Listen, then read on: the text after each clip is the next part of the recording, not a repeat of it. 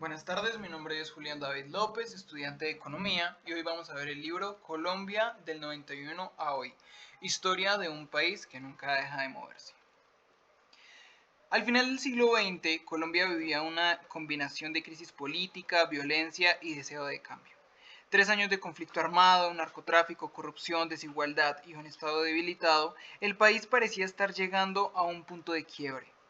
Y precisamente allí fue donde surgió una de las chispas más poderosas de la transformación, el movimiento de la séptima papeleta. Un grupo de jóvenes universitarios decidió que el país merecía un nuevo comienzo. Querían una constitución moderna, hecha para un país que necesitaba respirar democracia. No tenían partidos atrás, ni grandes presupuestos, solo convicción. Propusieron que los ciudadanos introdujeran una séptima papeleta para votar por una asamblea constituyente. Lo que empezó como un acto simbólico terminó convirtiéndose en una de las transformaciones institucionales más grandes del país. En el 91 nació así una nueva constitución, más garantista, más moderna, llena de derechos fundamentales, mecanismos de participación y una visión más amplia del Estado social de derecho. Era sin duda un nuevo mapa para una Colombia que estaba cansada de la violencia y de la exclusión. Pero en el comienzo del siglo XXI no sería fácil. Aunque la Constitución del 91 ofrecía nuevas herramientas, el conflicto armado estaba llegando a un punto crítico. El narcotráfico seguía influyendo profundamente en la política y la vida cotidiana. En este contexto emergió uno de los programas más influyentes de la época, el Plan Colombia. Un acuerdo estratégico con Estados Unidos para combatir el narcotráfico, fortalecer las instituciones y enfrentar a los grupos armados. Este plan transformó la capacidad militar del Estado, impulsó reformas judiciales y tuvo un impacto directo en el desarrollo territorial, dejando logros, desafíos y profundas discusiones éticas y sociales. Así arrancó el siglo XXI. En Colombia, con una constitución renovada, un conflicto armado en pleno auge y un país que intentaba encontrar equilibrio en medio de las tensiones históricas. El conflicto armado fue sin duda el eje que definió la política en las primeras décadas del siglo XXI. A comienzos del 2000, el gobierno implementó la política de seguridad democrática, una estrategia que buscó recuperar el control de las carreteras, territorios y municipios que estaban bajo el dominio de los grupos armados. La presencia militar aumentó, se crearon redes de cooperantes, se fortaleció la inteligencia, se impulsó la desmovilización de los paramilitares y se redujeron indicadores de secuestro, ataques. Sin embargo, esta política también dejó heridas profundas, desplazamientos masivos, violaciones de derechos humanos y tristemente recordados falsos positivos. En medio de esta lucha por la seguridad, el país vivió otro hito político, la reforma que permitió la reelección presidencial. La primera vez en la era moderna, un presidente pudo postularse de manera consecutiva. Este cambio dividió a la opinión pública y redefinió el equilibrio en los poderes del Estado, generando debates que aún continúan. Paralelamente, el mapa político colombiano se reconfiguró, aparecieron nuevos partidos y movimientos alternativos, particularmente en las ciudades. Los gobiernos locales comenzaron a tener líderes más independientes, con discursos de anticorrupción, justicia social y modernización.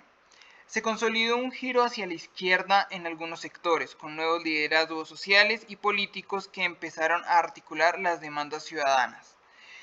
Y llegó el año 2012, cuando el gobierno inició un proceso de paz con las FARC, la guerrilla más antigua del continente. El país observó con expectativa y temor las negociaciones en La Habana. Tras 4 años de diálogo, en el 2016 se firmó el acuerdo. El plebiscito rechazó por un margen mínimo, pero luego fue renegociado e implementado. El acuerdo transformó el escenario político. Se crearon curules de paz, nació el Partido Comunes, se creó la JEP y se apostó por reparar a los millones de víctimas. pero también dejó una profunda polarización que sigue marcando los debates y las elecciones. En paralelo a esa agitada vida política, la economía colombiana entró en un proceso de modernización y apertura global. Desde los años 90, el país había iniciado una apertura económica, pero en el siglo XXI esta se profundizó. Colombia firmó una serie de tratados de libre comercio con Estados Unidos, la Unión Europea, Corea del Sur, Chile, México, Canadá, entre otros. Estos acuerdos trajeron mayores exportaciones, inversión extranjera, diversificación productiva y modernización industrial. Sectores como el petróleo, la minería, servicios financieros y agroexplotaciones crecieron aceleradamente. Pero ese crecimiento no fue parejo. Mientras algunas industrias florecieron, muchos pequeños productores enfrentaron competencias desiguales. La agricultura familiar, por ejemplo, sintió el peso de los productos importados más baratos. Esto generó protestas y movimientos sociales, incluidos los paros agrarios. Además, la economía colombiana siguió siendo vulnerable a los precios internacionales del petróleo y los minerales. Los ciclos de bonanza y crisis se hicieron más frecuentes, afectando el empleo, la pobreza y el desarrollo territorial. Socialmente, el país vivió una explosión de participación ciudadana. Las calles fueron escenarios de reclamos y sueños colectivos. Los movimientos estudiantiles, las movilizaciones por la paz, los movimientos feministas, las luchas por el territorio y el medio ambiente, así como las reivindicaciones de comunidades indígenas y afro, pusieron temas fundamentales sobre la mesa pública.